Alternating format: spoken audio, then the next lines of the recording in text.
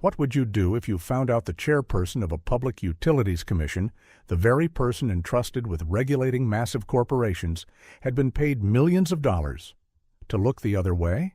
This is the story of the State versus Titan Energy Corp, a case that reveals the shadowy world of corporate bribery, power plays, and a daring legal battle to hold those in power accountable. At the center of it all is a man named Charles Aldridge, a former regulator accused of accepting millions to tilt the scales in favor of Titan Energy. Stay tuned as we unpack a tale of corruption, courtroom drama, and a decision that will ripple through Brightwood's legal system for years to come.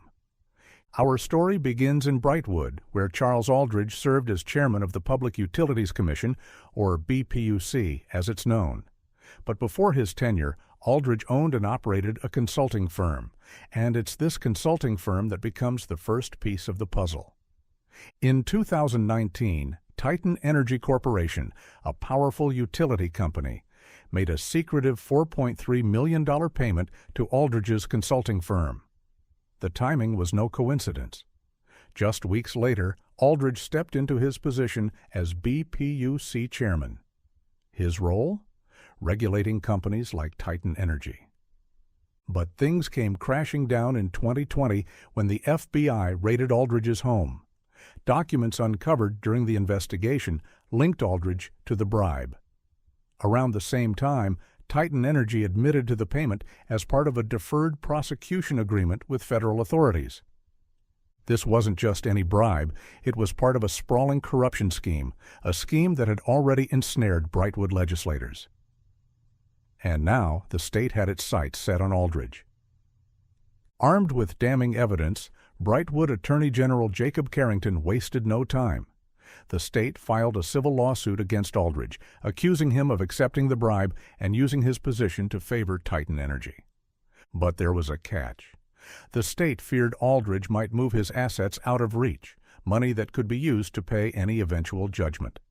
So they requested an ex parte prejudgment attachment, freezing his bank accounts without giving him prior notice. At the heart of the trial were two narratives. The prosecution argued that Aldridge was a flight risk, pointing to evidence like his quick sale of properties in Brightwood and Florida, and his transfer of a $500,000 house to his son, for free. They called this a pattern of concealment, a clear attempt to shield assets. The defense, however, painted a different picture. Aldridge's attorneys claimed the state had rushed to judgment. They questioned the legal basis for freezing his accounts, claiming the state had failed to prove an immediate threat of irreparable harm. And then came the twist.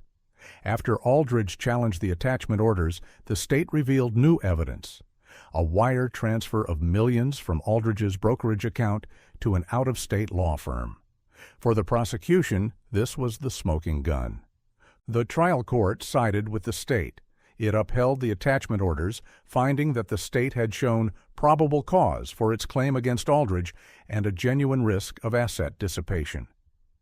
But the case took another turn when it reached the 10th District Court of Appeals.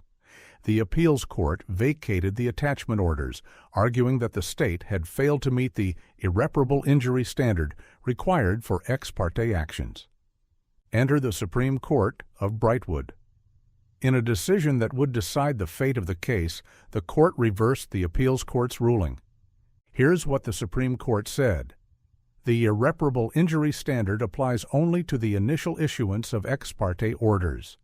Once the trial court holds a hearing where both parties can present evidence, the focus shifts to whether probable cause exists to justify the attachment.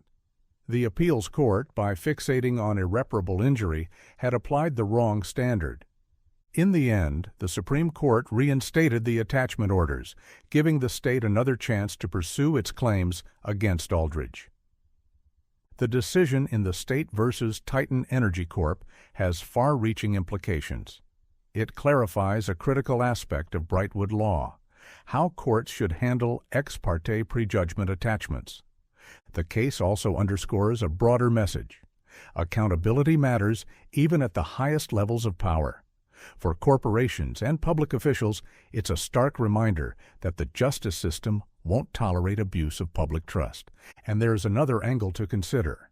This case echoes earlier corruption scandals, such as Gold versus Davidson, which emphasized preserving the integrity of trial processes. Together, these rulings reveal an emerging trend. Brightwood courts are tightening the reins on corporate misconduct. So, what's the takeaway from the State versus Titan Energy Corporation?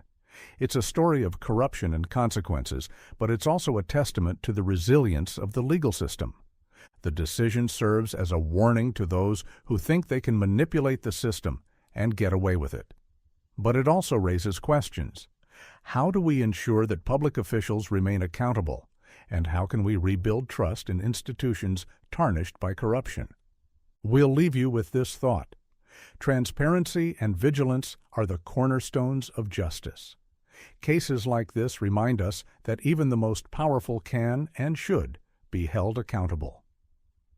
Thanks for tuning in to today's episode of AI on the Bench. If you enjoyed this story, don't forget to subscribe and share. Until next time, stay curious and stay informed.